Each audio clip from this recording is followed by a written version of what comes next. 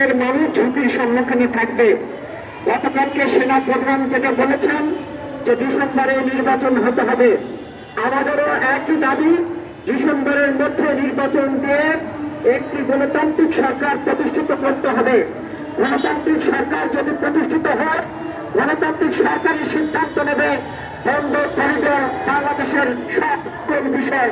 কাজে অন্তর্বর্তী সরকার যদি নির্বাচন নিয়ে কোনো কালক্ষেপণ করেন, তাহলে এদেশের গণমানুষ যেভাবে রাস্তায় নেমে শেখ হাসিনাকে বিতাড়িত করেছে, তেমনি এই অন্তর্বর্তী সরকারকে বিতাড়িত করবে।